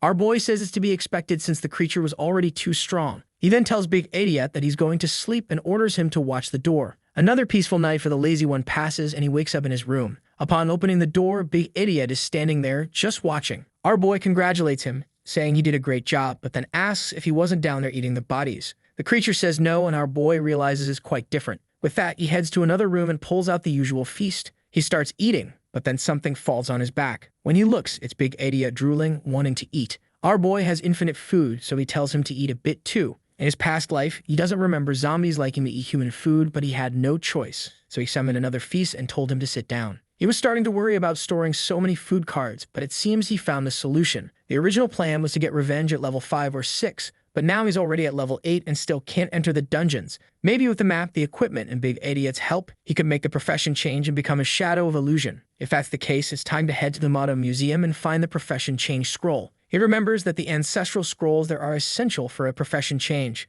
When you enter the class change space, you have to complete 3 challenges within the time limit or you die. He remembers that in his past life when he was going to get that item, it was the day he received some videos of Yo Jing doing adult stuff with Lai Hao. He talked to his friends who came up with a plan to get revenge on Lai Hao, while our boy didn't know that they had been bought off. He was tricked and thrown into a profession-changed space. Their plan was either to kill him or make him die without anyone knowing. But what they didn't expect was that he ended up winning that space, acquiring a profession, and living with a scar on his face for 10 years. That happened on the 8th day of the apocalypse, and since they were still in a room, there shouldn't be anyone at the Modern Museum yet. Now without Lai Hao in this world, he knows things will go much more smoothly this time. Our boy is impressed by how natural his zombie seems, and it looks like he's got a brilliant idea. Outside, he's already fully equipped. He made Big Idiot look quite human to avoid attracting attention. The scene shifts to the Modern Museum, a bunch of creatures heading their way. Seeing that there are several dead zombies, our boy knows there must be someone else in this place, so he'll have to be cautious. Obviously, with a 100% drop rate, he's got to be the one to kill. Man, the place is blessed. He kills 3 creatures and already picks up a scroll. That scroll would allow him to summon a fireball, which he could use to cause a bit of damage. He doesn't think that's bad at all. When he looks back, there are some zombies interacting with Big Idiot. He hides, changing his plan. Since Big Idiot doesn't become a target for anyone, he could just let him wander around, opening chests until he finds that strange person. This way, he can avoid any problems and wouldn't have to expose himself. The only issue with this place for now is that there's an absurd number of zombies, and maybe even the 2 of them wouldn't be enough to handle everything. Meanwhile, in another part of the city, some guys are standing on a balcony saying that they need to go to the museum to get the scrolls. The problem is they don't have enough people to cover the entire place. Our boy is just observing, and he even reads their lips, knowing that if he could join this plan, it would save him a lot of trouble. The scene changes to a shopping mall. A man is giving a speech to everyone, saying that it has been decided. His name is Go Dong, and he says they're waiting to have 200 armed people before starting the mission. However, some step forward, saying they can't wait that long since they already have enough strength. Everyone is starting to get hungry, and they need to hunt zombies to get new items. Suddenly, one of the rebels gets slapped in the face. A red-haired woman tells him to shut up and stop trying to start a revolt. But the guy who got slapped tells Mingjing to stop acting arrogantly just because she has a bronze-level item. Strangely, he tells her that it's better to follow his plans and submit to him. She just asks if he really thinks he's worthy of her. The guy calls her stupid and says that sooner or later, he'll take her down and do whatever he wants with her. She tells him to find a mirror and take a good look at himself first to see if that's even possible. His friends just laugh at him, and he says they better not blame him in the future. While they're arguing, Gao Dong comes down and tells them to stop fighting and listen to him. That's when someone knocks on the door. It's our boy and Big Idiot. It seems like he recognizes someone when the door opens. It's the guy named Go Dong, and he remembers seeing him when he was activating the scrolls back then. At that moment, the girl asks who he is and why he's there. Our boy just calmly approaches. Go Dong asks for his name and why he came to the Reaper's Club, especially since looking at our boy, he can't see any information about him. And the strangest thing is that the other guy next to him is called Big Idiot, a level 4. Lindsay simply says that he saw a lot of people there and wanted to know if he could join them. Go Dong smiles, saying of course, and introduces himself as the club's president. Our boy shakes his hand and lies, saying his name is Lin Luo. He introduces Big Idiot, saying unfortunately he's mute and always works as a bodyguard. With that, our boy thinks to himself that Go Dong seems pretty dumb and easy to fool. He turns to Big Idiot and tells him that they're now part of the group. He didn't expect it to be so easy to infiltrate. In a room, Go Dong says that since they're new, he wants to know what they like to do. Lindsay says he enjoys killing zombies and getting stronger, which is why he wanted to join a larger group. Excited, Go Dong says that if that's the case, he has several skill books he can give him. Our boy feels a bit confused by how generous this guy is being. He says it's not necessary, but Go Dong insists, saying they're friends now. He places a book on the table, and our boy is impressed that it's actually something good. It's a Berserker skill book. It's a skill that makes you go berserk, but it increases your stats by 50% for 2 minutes. He knows that losing control like that for 2 minutes is no different from being a zombie in this world. Besides, a person is usually stronger when they can think clearly. Go Dong responds that he knows the side effects of this skill are pretty bad,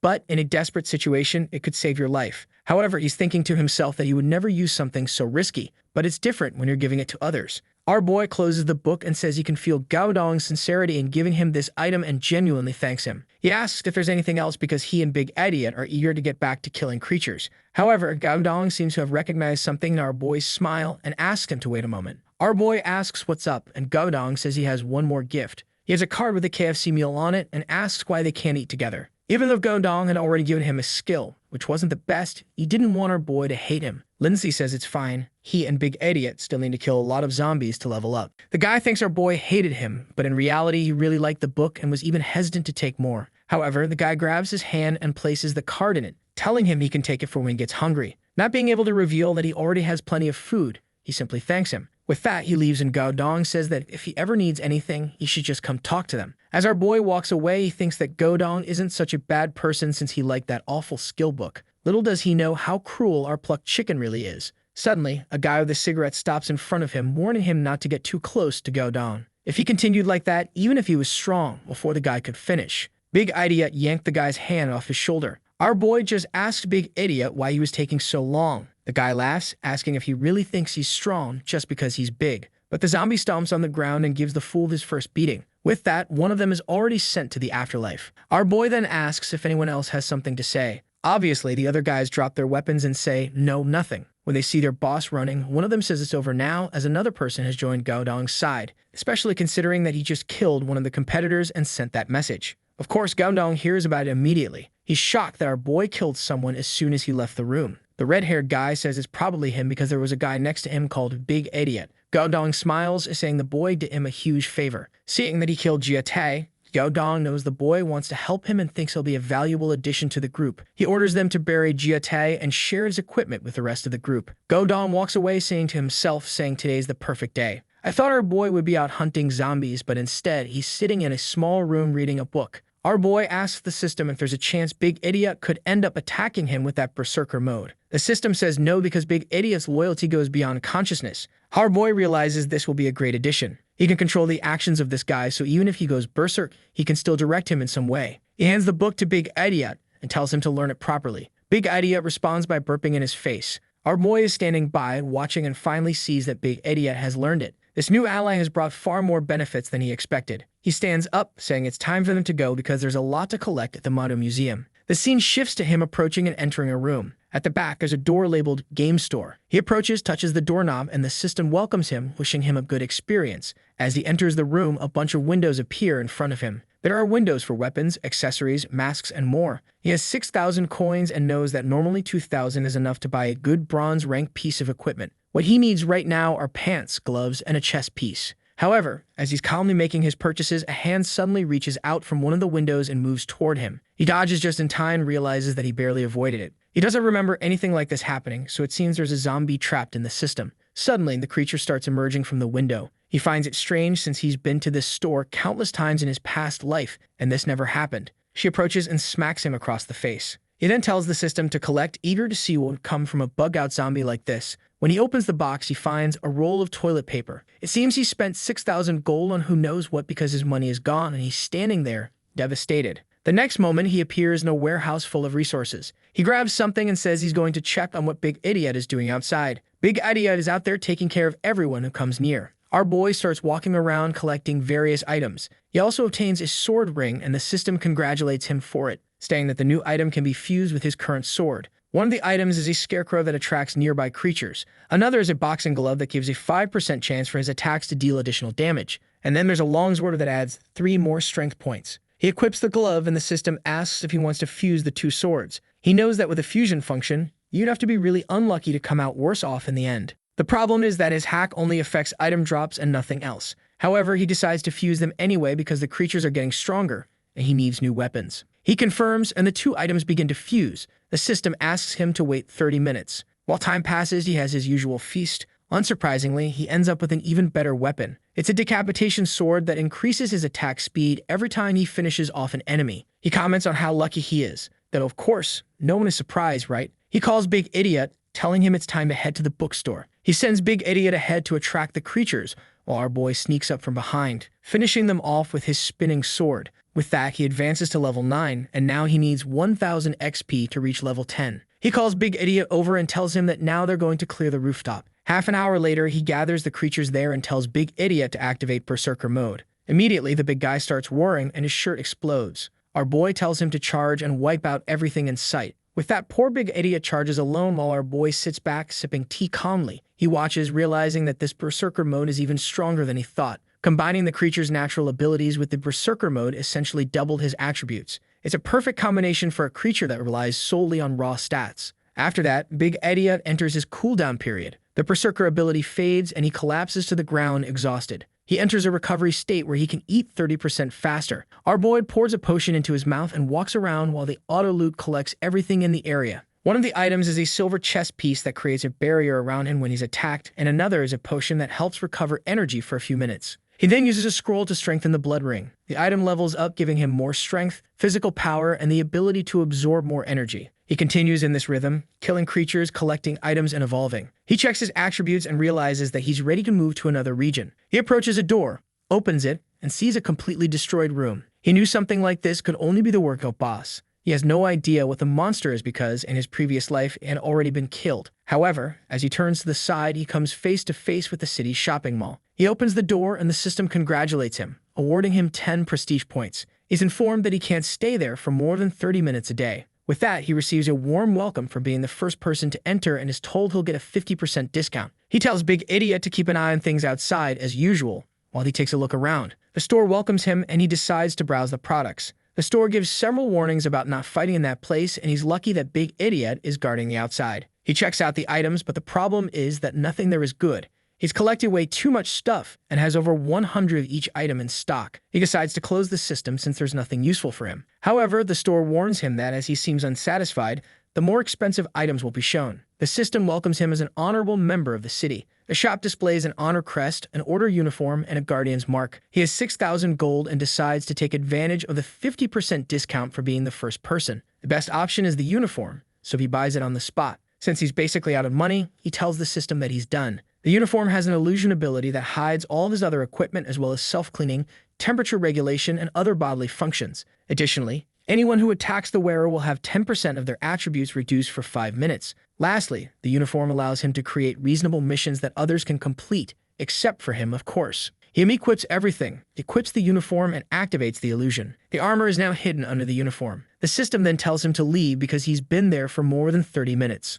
Our boy grabs Big Idiot and leaves the room. Once outside, he tells Big Idiot to accept the mission of destroying everyone. Obviously, the system tells him that the mission doesn't make sense. He then tells Big Idiot to kill the legendary rank boss, but the system denies the mission as well. He turns and asks if it's possible to kill the boss of the bookstore. The mission is passed, and he accepts it immediately. It seems that Big Idiot is considered a player, so our boy can exploit this mission function. Meanwhile, in another part of the city, a couple is hiding in a room. The girl asks if they won't be found there, and the guy says no. However, right next to them, a red eye is watching them. The poor girl screams. The guy hugs her, telling her not to make any more noise. But man, there's a scary red demon, and I think they're done for. The guy gets licked in the face as he hugs her. With that, he runs, telling Xiaomei they need to survive. He literally sees the light at the end of the tunnel. However, she gets licked on the leg and is pulled away, and man, there wasn't even time to save her before she's reduced to nothing. I thought he was going to be a coward and run, leaving her behind, but he goes back for the fight. Obviously, time passes. Our boy and Big Idiot enter the room. The couple is still being devoured by the red demon. Our boy, seeing that, says that for weak people, dying in the apocalypse is a kind of freedom, and that they would only suffer otherwise. At least they scream enough for him to find the creature. The system warns that the creature is a zombie that went through a profession change, just like a human. Bosses, of course, evolve their profession much faster than regular zombies. Typically, creatures like this can eat human brains to become smarter. In front of him is a tracker, a bronze-ranked boss. The creature has a ton of stats, level 10, and a bunch of abilities. The creature is watching him confused. It starts pacing, lying down as it watches. The system then warns that the zombie has been detected and a mission is triggered. The tracker's resentment. It seems that this guy was an administrator who suffered in the library, and upon becoming a zombie, he decided to kill everyone who reads books. To understand how the creature fights, our boy first sends Big Idiot. Big Idiot approaches and goes in for an overhead strike. However, just as the attack is about to land, the creature starts to disappear. It turns into a shadow and reappears on the other side of the room behind him. It leaps toward his blind spot to hit him in the neck. However, Lindsay seizes the distraction and slashes the creature's hand. He sneaks up from behind and says, "This is too easy." But man, as he goes for the slash, the creature sprouts 2 more arms and blocks the attack. Then our boy activated his slash and cut off 2 more arms.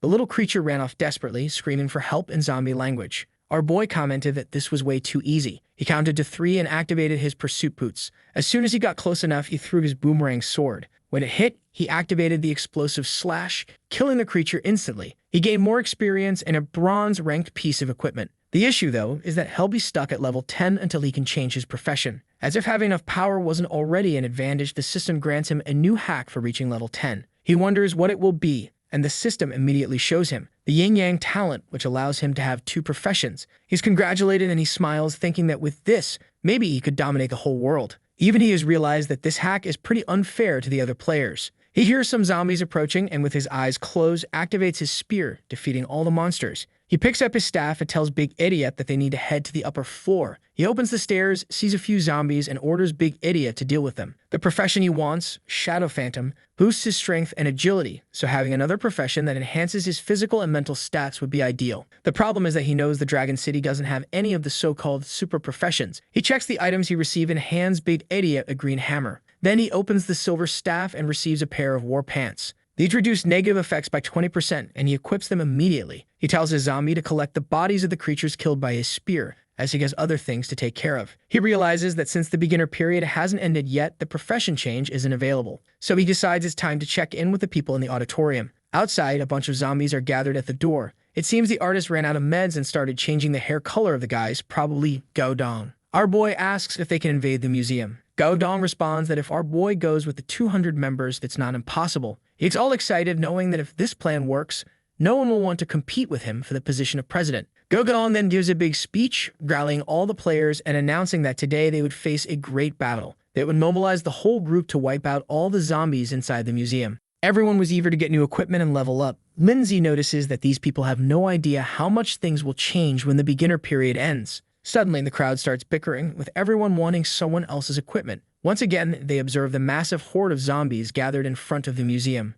Gubdong asks if our boy is really sure this strategy will work. Our boy says yes. If everyone moves fast enough, no one will get hurt or die. He puts a hand on Gaodong's shoulder and tells him to seize this opportunity because chances like this are rare. Gubdong says he understands and promises to do his best. The group signals they're ready. Our boy tells everyone that he's the fastest and will attract the first wave of zombies. He'll leave Big Idiot behind to help Gaodong, who thanks him. Now is time to kick off the plan and finally get that profession change. He takes off running and the group wishes him luck. As he runs, he carries some zombie meat, which lures all the zombies toward him. The group uses the opportunity to pass unnoticed. He hands the meat to another guy, telling him to keep running while he handles the creatures. It was an important mission, and they would earn great rewards. The poor guy is so moved he's almost in tears. Obviously, Lin can't waste time attracting zombies since he needs to level up, so he charges ahead, cutting down a good number of the creatures. After a while, he approaches a room. He knew this was where the class change scroll was kept. In his previous life, countless people risked their lives just to get it, but this time, it would be his.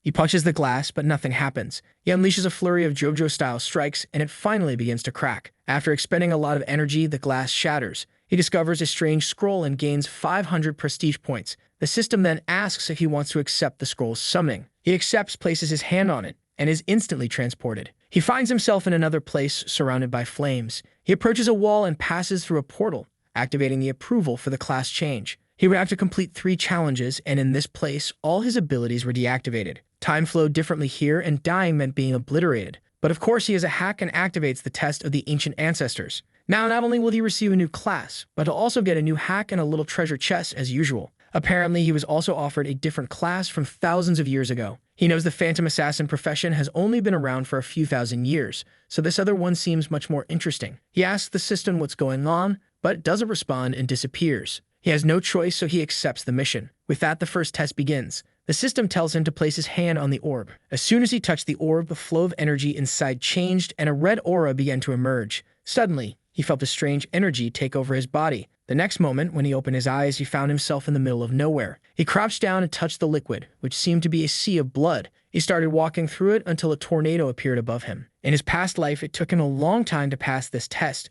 and he only survived because he was driven by the hatred he felt for his ex-girlfriend. But now, he wasn't the same person anymore. The tornado swirled overhead, pulling everything into the air. The blood started to rise, but he remained still. His face was already covered in the blood, but time passed and he stood firm. This was a test of survival against emotions like hatred and fear, and he easily passed. A voice from above declared it enough and told him he could return. When he found himself back in the cave, the system instructed him to proceed to the second test. A portal for the second trial appeared. He stepped through and began walking in what seemed like space. As he walked, a voice told him to give up, saying that as soon as he fainted, he moved to the third phase. His body felt the pressure of the environment. The farther he walked, the better the profession and stats he'd receive. Knowing everything he'd been through in his past life and the people he faced, he couldn't give up now. He clenched his fists and kept walking. Suddenly, a golden light appeared behind him. When he turned, it seemed like he had found the exit. In this life, it seemed he had truly made it to the end. For the first time, this kid was crying, emotional that he had actually achieved something. He was congratulated for passing the second test, and now it was time for the last one. Of course, the final test was the hardest, But without hesitation, he stepped into the portal and arrived in a cave. The system informed him that he had to defeat the Guardian. He stretched out the sword he had obtained earlier and waited. Soon, a strange fluctuation in the air appeared in the corner of the cave. From it, a small black kitten jumped out. Mana thought it was going to be a mega boss, but it was just a little kitten. He seemed disappointed, saying he had waited so long just for something like this to show up. In the past, this had given him a lot of trouble, and he had suffered. But in this life, with all the talents he had, it wasn't going to be as difficult. He closed his eyes, sensing something approaching. At that moment, the energy shifted, and seemed to come from above. But he was ready, and with a swift slash, he struck the kitten. The cut that this cursed thing had inflicted on him in the past, he now returned. Had me gotten that scar from another creature? Or am I going crazy with this Alzheimer's again? Anyway, the kitten fell dead. Our boy had finally passed the third test. The class change scroll for Phantom Assassin appeared. What seemed strange was that he was still in the room. He wasn't sure if this was a bonus or if he was stuck because of his hack. He started looking around, asking if this was the system's fault.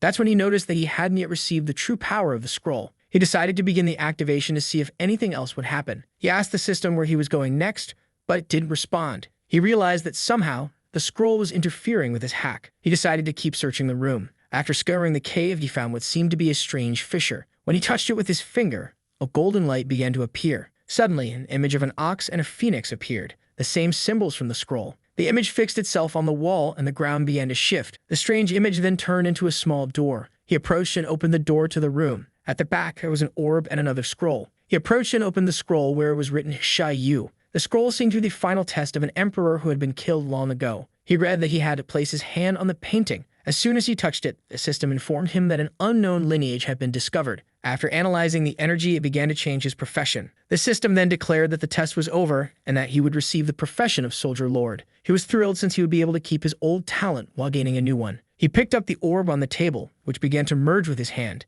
The system notified him that the item could change form and absorb the energy of other equipment to grow stronger. He was amazed at something that could grow without apparent limitations. The orb then jumped to his forehead. After experiencing a headache and waking up, he decided to finish the test, having been in the cave for too long. When he came out, he found a pile of dead zombies around him. He saw the scroll in front of him, and the system informed him that he was still receiving the Soldier Lord profession. With this new profession, instead of gaining 1 attribute point, he now gained 3 strength, 3 physical, and 3 other attributes. He knew that with all these stats, he could easily walk through a horde. For being the first to achieve a profession, he earned the Pioneer's achievement. He took a look at the profession, which had no major surprises except for a mysterious third skill. He grabbed his staff and decided it was time to test the power of the orb. He threw an item toward the orb and commanded it to devour it. The orb glowed and the item vanished. Since it absorbed something with a lot of energy, the orb evolved to silver rank. He then starts testing the orb's function, creating a flame in his hand. Afterward, he transforms the orb into a sword, deciding to keep that form for now. Since he's wielding the orb's sword, he gains 2 abilities related to that form. He then asks the orb to transform into a bow.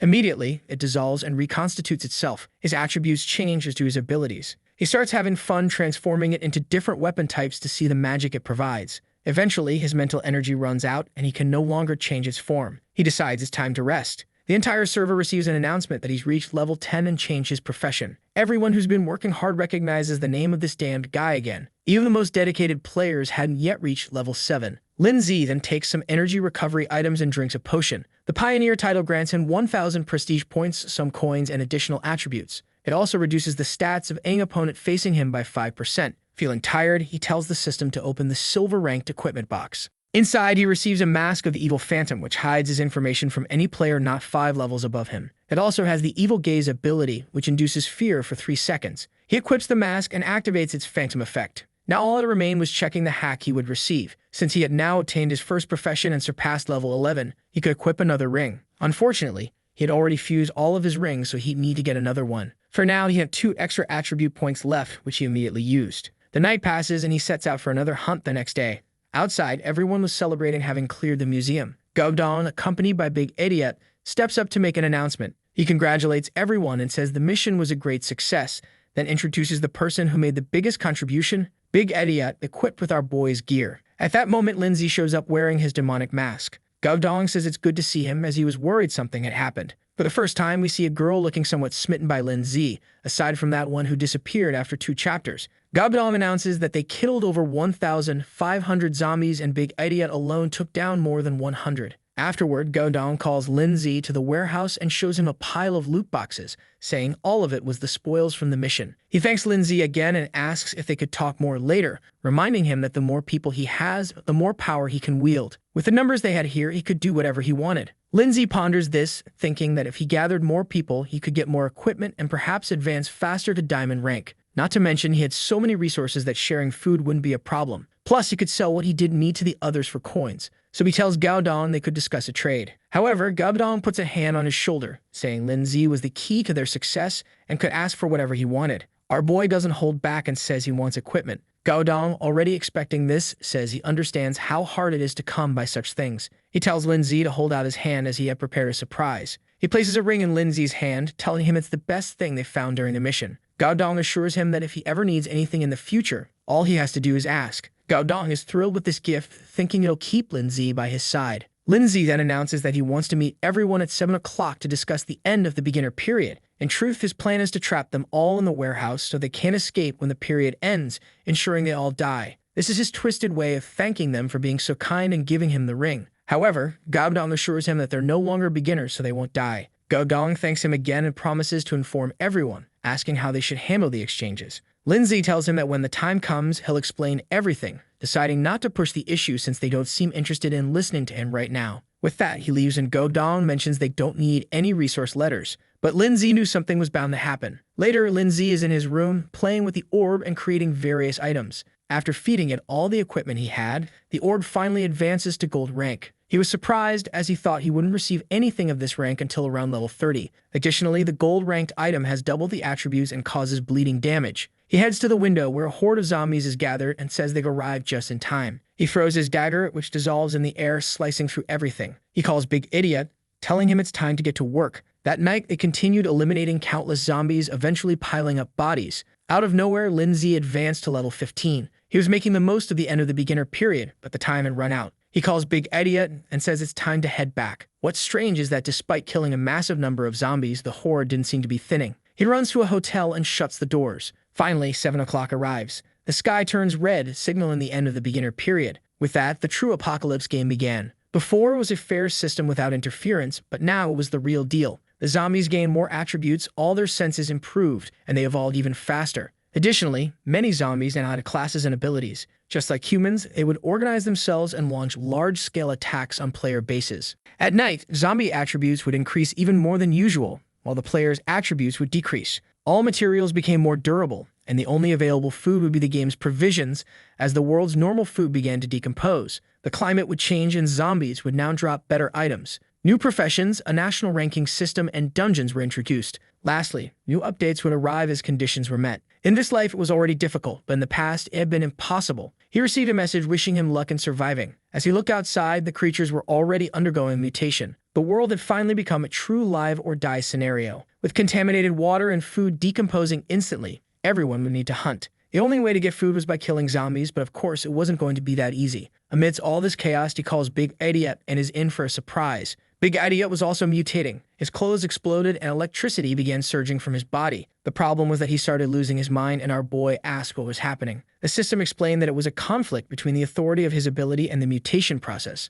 His physical form wouldn't change, but he'd receive a 50% boost in attributes and might even be able to change his profession. Our boy was already excited, wanting to give his zombie a legendary profession. Big Idiot received a legendary power talent that increased the amount of status he gained. Meanwhile, our boy started receiving a barrage of congratulations for reaching various ranks. The system asked if he wanted to announce it to everyone or hide his name. Loving attention, our boy chose to announce it to the world. When he checked the rank, he found out that Big Idiot was rank number 3. The problem with being on this ranking was that all his information, including his equipment, was visible to everyone. He started wondering if showing everything about himself was really the best idea. In the past, this would have been a concern, since he was a target of the Lee family, but now they didn't exist anymore. So he decided not to hide, especially since he had the mask, meaning no one would know he was really Jia Yi. On top of that, his rank 1 position gave him many extra rewards, which would be perfect for building a base with a lot of people. For having the highest level, reputation, and equipment, he received the title Unmatched in the World. This title would only be maintained as long as he stayed at the top of everything. If he lost any position, the title would disappear. With this title, he gained an additional 10% in attributes and a 10% discount at stores.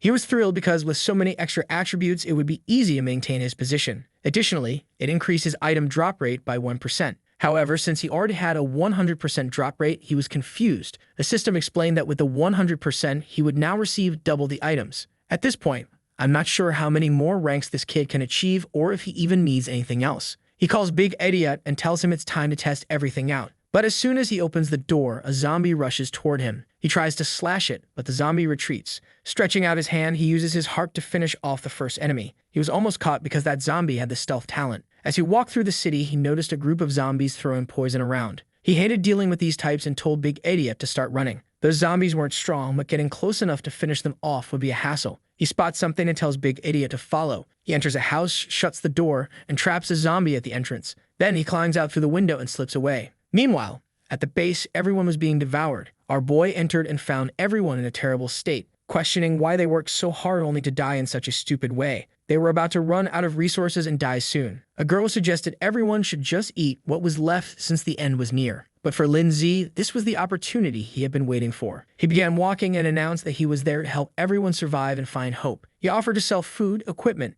and anything else they needed for a cheap price. Instantly, everyone who couldn't kill zombies rushed forward, desperate for supplies. Our boy began negotiating, quickly earning over 10,000 coins. Everyone who bought from him left happy, knowing it was their only chance to survive. He then said he was going to sleep and warned everyone not to make any noise or Big Idiot would kill them. Godong, with his newly dyed hair, had been quietly observing from the shadows. Finally, Lin Zi appeared and asked how they were doing. Godong said that from now on, Lin Zi could coordinate the entire place and everyone would follow his orders. Lin Zi leaned in and whispered something in Godong's ear. Godong nodded, saying he understood and would comply. With that, he took off running. Our boy hoped it would work out, but even if the guy didn't succeed, he had nothing to lose. He went into his room, eager for the next day. Now, with the new mutated zombies, he'd be able to obtain far better equipment and items. Plus, he planned to have everyone from the base help him farm. In the next scene, he and Big Idiot were already outside. In no time, a horde of zombies jumped at them, but just a second later, all of them were lying on the ground defeated. Our boy declared that they'd clear out everything so the players could start venturing outside a bit. He cleaned out all the zombies from a building that had a shop. It was the perfect place to set up a base as he could negotiate and buy things directly from there. As long as no one knew about the shop, no one would want to attack it. However, when he opened the door, he found a bald guy. Another man stepped forward and asked who he was, warning that his group already claimed the area. But the bald guy told him to keep quiet because Big Idiot was right there. The guy at the back was the second strongest in China, so they better be careful. Even Lin Zi hadn't realized that they'd ranked up again and passed into second place. The men stretched out their arms and welcomed him, saying he could do whatever he wanted there. Big Idiot wanted to kill them all, but Lin Zi's calmer side told him to relax since they were only there to shop. With that, they headed into the store and the men said nothing more. The bald guy remarked that the two seemed strong, but they had far more numbers and might be able to handle them. However, the captain warned that it was foolish to think that way. Lin Zi had probably killed more zombies than they had people, so it wasn't worth taking the risk. Inside the store, our boy wanted to buy the city's Medal of Honor. As soon as he obtained it, he grinned and thought, time to give this video a like. It helps Mamoru make more juicy content for his viewers. Activate the cheeky little bell, and I'm out.